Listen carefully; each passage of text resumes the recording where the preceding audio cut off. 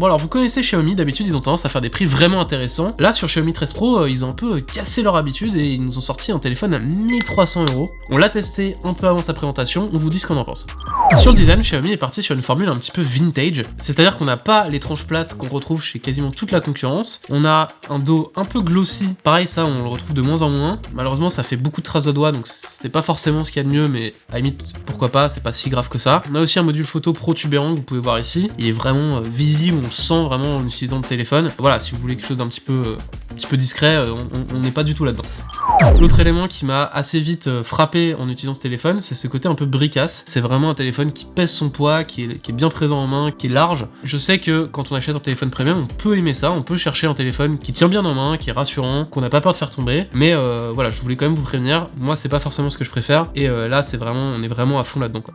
Un autre truc qui pourra peut-être vous gêner si vous êtes sensible à ça, c'est l'écran incurvé. Moi j'avoue qu'il y a 2-3 fois où je naviguais sur le téléphone et je me retrouvais à revenir en arrière sans le vouloir ou à cliquer sur un bord et à me retrouver pas du tout où j'avais prévu. Donc attention, l'écran incurvé il est quand même un petit peu sensible. Vu qu'on parle de l'écran, alors rassurez-vous, c'est un écran haut de gamme, il est Wide QHD+, il est 120 Hz, tout ce que vous voulez, il est vraiment très confortable et franchement l'expérience de visionnage elle est très très bonne, c'est ce qu'on attend sur un premium. En revanche, il y a un petit truc qui m'a gêné, c'est le capteur de luminosité ambiante. Je trouve qu'il est pas très réactif, et en plus de ça, il a tendance à pas envoyer la patate, c'est-à-dire que même en plein soleil, j'avais parfois des reflets, et c'est un truc que j'ai pas l'habitude de voir sur les téléphones que je teste ces dernières années. En général, en plein soleil, on envoie tout ce qu'on a pour pas qu'il y ait de reflets, et là, il y avait quand même des reflets. Donc peut-être un truc à corriger en software plus tard. En l'état, quand je l'ai testé, c'était quelque chose qui m'a un petit peu gêné. Le point où on attend généralement le plus un smartphone premium, c'est sur la photo, à 1300€ encore plus, et le Xiaomi 13 essaie de faire les choses bien en ayant un grand angle, un ultra grand angle et un téléobjectif en 3,5. Sur l'appareil photo principal, ils ont fait les choses bien, on a un capteur 1 pouce, ça permet d'avoir plus de détails dans la scène et d'avoir plus de lumière, donc d'être plus à l'aise en fait pour prendre ces photos. Globalement, je suis plutôt content de ce capteur, il prend des photos plutôt sympas. Par contre, je suis un petit peu déçu sur un point, c'est sur le traitement qui est fait par-dessus, notamment sur les couleurs. C'est toujours un petit peu poussé sur les rouges, sur les verts, sur les bleus. Alors heureusement, on a une option Leica authentique qui permet de récupérer des couleurs un peu plus normales. On a envie de dire de base, pourquoi ne pas avoir choisi tout de suite un résultat naturel? C'est pas grave, on peut toujours un peu bidouiller, aller chercher, et franchement c'est très correct et ça s'utilise sans aucun problème. Très content que je trouve, comme d'habitude, un petit peu moins convaincant, on perd en détail, on a des petites difformités sur les côtés, c'est un ultra grand angle, c'est très classique. L'avantage c'est que les couleurs sont assez bien alignées entre les deux, c'est-à-dire qu'on a vraiment le même traitement colorimétrique, ce qui permet d'avoir les mêmes résultats quand on switch d'une focale à l'autre. En revanche, sur le téléobjectif, bah c'est pas vraiment la même mayonnaise. J'ai trouvé que le téléobjectif était beaucoup plus sobre dans son traitement des couleurs, et en soi c'est plutôt cool, en fait ça permet d'avoir des photos plus naturelles. En plus c'est lui qui gère le mode portrait, donc ça permet d'avoir des portraits vraiment sympas, vraiment naturels de vos amis. Du coup ça fait qu'on n'a pas la même colorimétrie sur ce capteur et sur les autres, et du coup c'est un petit peu décevant, mais c'est pas gravissime vu que c'est pour le mieux, ça permet d'avoir des portraits naturels. D'ailleurs le mode portrait, je m'arrête 2 secondes dessus, je trouve que c'est vraiment une force de ce téléphone en photo. Xiaomi a fait des gros progrès, on arrive à avoir quelque chose d'assez esthétique, un beau détourage, on a même un mode portrait HD qui permet d'augmenter encore les détails sur le visage, parce que sinon c'est un petit peu lissé, c'est peut-être le petit problème qu'on peut trouver. Donc on a des options, on peut jouer avec tout ça, et on a de quoi faire. Il y a aussi un petit mode macro avec lequel je me suis pas mal amusé, je le trouve assez réussi. Donc dans l'ensemble je suis assez satisfait de la photo. Attention toutefois, dans quelques situations, j'ai eu des traitements HDR un petit peu bizarres. J'avais par exemple derrière la tête de mon collègue Arnaud, la fenêtre qui faisait des trucs un peu baveux, qui balançait des lumières qui étaient pas naturelles, donc ça c'était un peu bizarre. Heureusement, la photo d'après, le traitement était un peu plus naturel. Donc voilà, on peut quand même jouer avec, et en prenant plusieurs fois la même photo, on finit par avoir quelque chose de correct.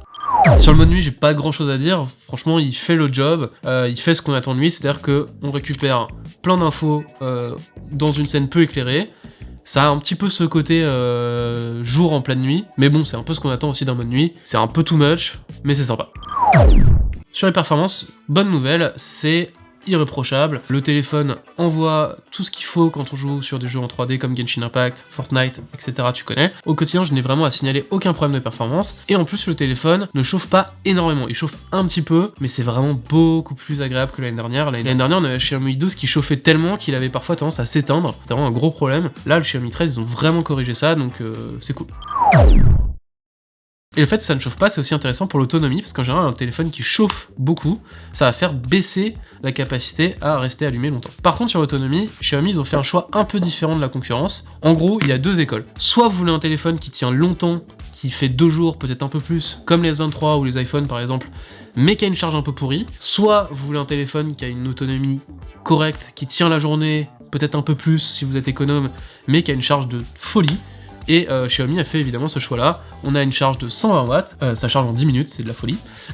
Par contre, l'autonomie c'est une journée et un peu plus, c'est-à-dire que par exemple sur une journée normale, le soir j'avais 33%. Donc pas non plus de quoi faire la tournée des bars toute la nuit, mais bon, si j'avais pu le brancher 5 minutes avant de partir en soirée, c'était bon. Je précise quand même que quand je dis que j'avais 33% à 18h, c'était pas non plus sur une utilisation ultra intensive. J'avais 4 heures d'écran, j'ai fait pas mal de choses sur le téléphone, mais pas non plus quelque chose de ultra solide où j'ai utilisé mon téléphone non-stop toute la journée.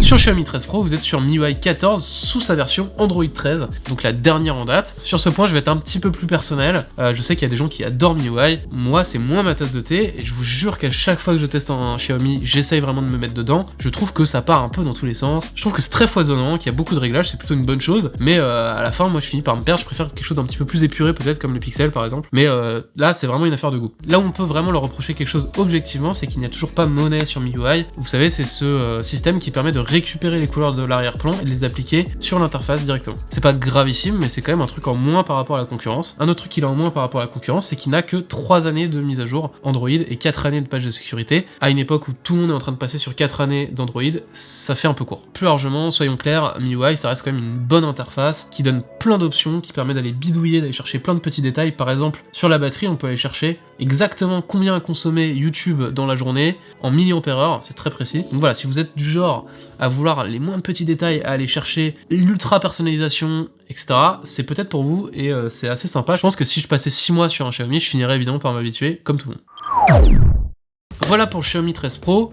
Si vous voulez plus de détails que dans cette vidéo, n'hésitez pas à vous rendre sur mon test complet sur le site de Frandroid que vous trouvez en description. Maintenant la question que vous attendez tous, c'est est-ce qu'on vous conseille ce Xiaomi 13 Pro? En vrai, on y croyait vraiment à ce Xiaomi 13 Pro, et c'est vrai que quand on nous a annoncé le prix de 1300€, on s'est dit il faut vraiment qu'ils mettent la barre très très haute, et je trouve qu'il est un petit peu en retard sur la concurrence. On en a parlé très rapidement dans la vidéo. Le S23 Plus par exemple, qui est à peu près au même tarif, même un petit peu moins cher, franchement, il est plus fin, plus léger, plus autonome, il est aussi puissant, il prend des photos qui sont aussi bien, il a un écran qui est aussi bien, il a une interface qu'on peut juger peut-être un petit peu meilleure. On a du mal à vous conseiller du fait de la concurrence qui est aussi bonne cette année. On trouve que Xiaomi est un petit peu en retard sur le haut de gamme. Très important sur le haut de gamme, je précise, ça n'est pas nouveau que Xiaomi sur le haut de gamme ait un petit temps de retard. Là où ils sont vraiment très très forts, c'est sur l'entrée de gamme, donc c'est finalement pas une si grande surprise, mais on a envie qu'un jour ils aient un vrai flagship qui dégomme, et malheureusement c'est pas ce Xiaomi 13 Pro. Ceci étant dit, je précise pour tous ceux qui vont me dire déjà en commentaire je l'ai acheté, il est très bien, écoutez, je suis sûr que vous avez passé un très bon moment avec, c'est pas grave, c'est juste qu'en comparaison